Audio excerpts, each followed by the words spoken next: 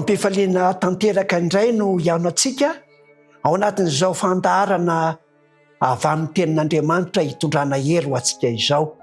Hanomboka ny fotoana isika amin'ny alalan'ny vavaka isika.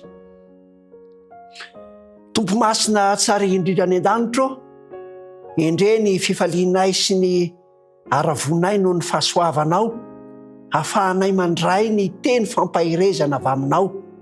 Koa mitenena aminay Jehova fa vonona ny hainao izahay, ary manamasinanay amin'ny fahamarinana fa ny teninao no fahamarinana. Ny anaratsinao Jesosy Kristy ilay tompo tianay no hanonana ny vavaka. Amen. Ny fampahirezana ho antsika amin'ny izao fotoana izao dia ny makasika indrindra ny tombontsoa ananantsika avy amin'ny tenin'Andriamanitra. Ity tenin'Andriamanitra ity dia mitondra hery ho antsika, ary tsy vitsy tamin'ireo izay nitoko tamin'izany tenin'Andriamanitra izany no nanana fombiazana keo amin'ny fiainany, na ara-panahy, na ara-nofo, na ara-tsaina, na eo amin'ny fiarahamonina noho ny akanton'izany tenin'Andriamanitra izany.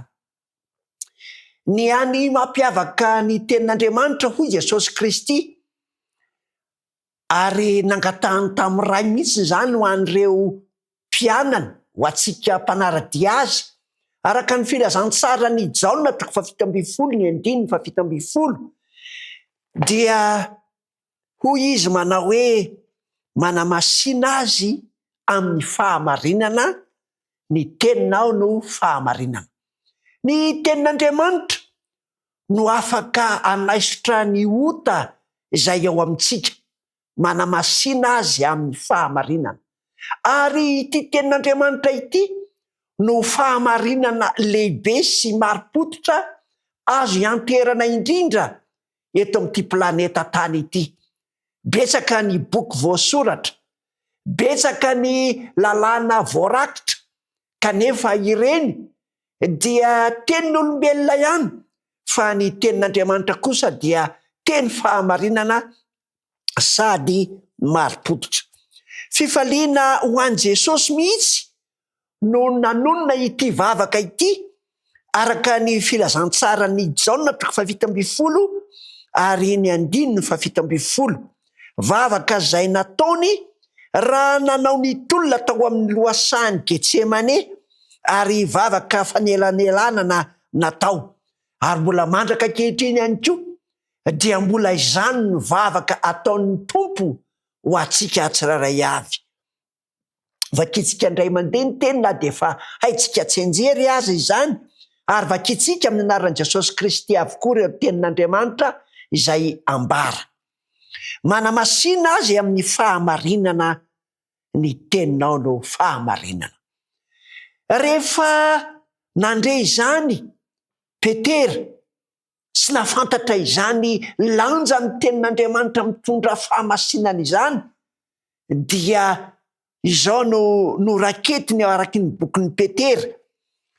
Petera voalohany 2, manomboka eo amin'ny 9:20 ka hatramin'ny 5:20 ny lanjan'izany tenin'Andriamanitra izany.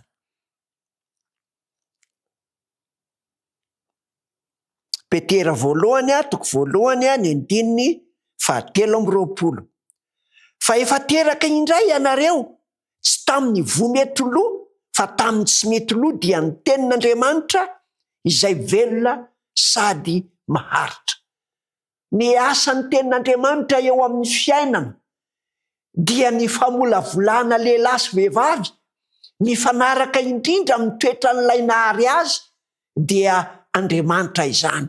Ary ampitahina amin'ny voa tsy mety loha izy eto, ary dia miteraka olona, miteraka fanahy ho an'ny sitrapon'Andriamanitra.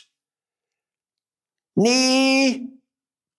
tenin'Andriamanitra dia velona sady maharitra. Manamafy izany ny apôstôly Paoly raha nampitany Mosesy tamin'ny Kristy izy araka ny bokin'ny Hebreo, Hebreo 4:7 ny andininy fa 12 dia zao no ambarany fa velona sy mahery ny tenin'Andriamanitra ka maranitra noho ny sabatra roa lela ka manindrona tamin'ny fampisarahana ny aina sy ny fanahy ny tonina sy ny tsoka ka mahay mamantatra ny eritreritra sy ny fisainan'ny fo. Ny tenin'Andriamanitra dia tonga famolavolana atsika ho maranitra ho an'ny filazantsara ho tsara eo anatrehan'Andriamanitra. Velona sy mahery ny tenin'Andriamanitra maranitra noho ny sabatra roa lela. Ankasitrahan'Andriamanitra indrindra raha izao taranak'olombelona rehetra izao no voavolavola sy mandray ity fitaovam-piadian'ny lanitra ity ary ampitahaina amin'ny sabatra roa lela izany tenin'Andriamanitra izany. Ny tenin'Andriamanitra no mandrafitra ireo zava-panahy ho an'ny fiainantsika ary mandroaka ny aiziny tsy fahalalana sy ny tsy fahatanterahana araka ny voalazan'ny Paoly raha ny resaka tamin'ny Timoty zanany izy. Hoy izy ao amin'ny Timoty 2:3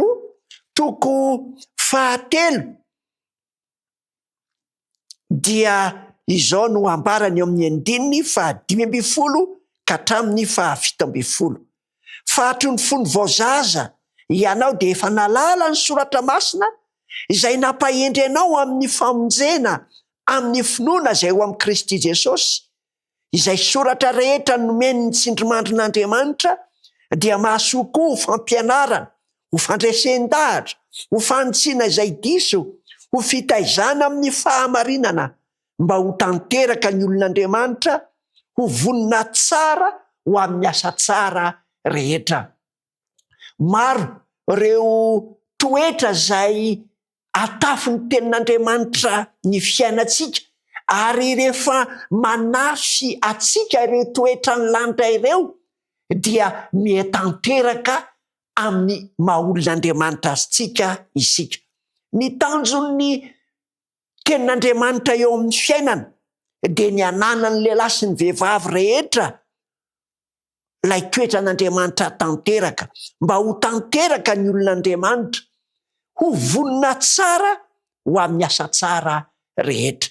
Ny tenin'Andriamanitra no an'ny famolavolana sarobidy indrindra azo raisina sy velomana eto amin'ity zao tontolo zao ity. Raha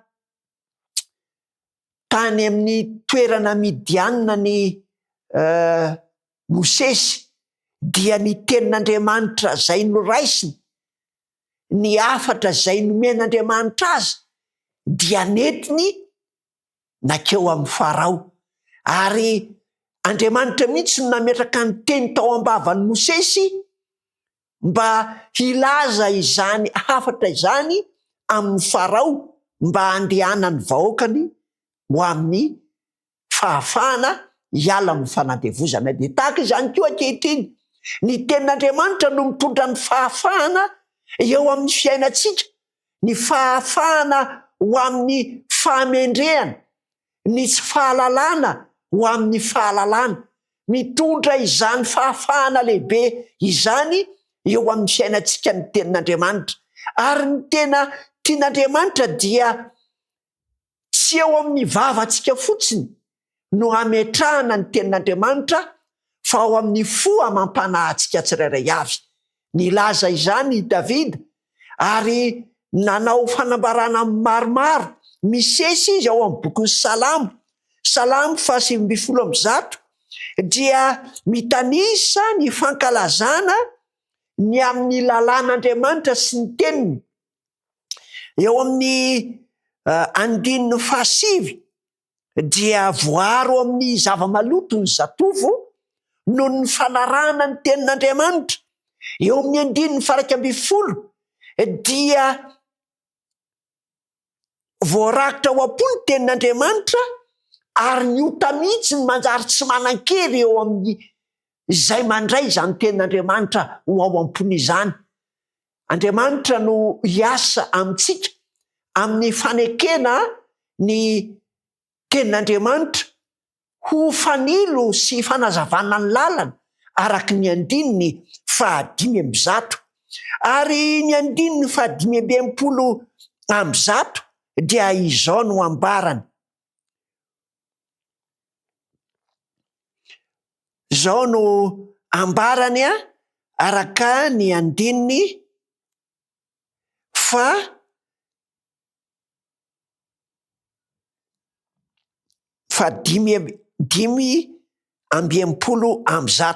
Be fiadanana izay tiany lalanao ary tsy misy matamfotoana azy. Mahafinaritra zany tenin'Andriamanitra izany, mitaizatsika, mampaherentsika hoe be fiadanana. Eto am'ty zao tontolo zao ty manko dia rakotry ny olana, rakotry ny zavatsarotra, fa manana fiadanana kosa izay manana ity tenin'Andriamanitra ity.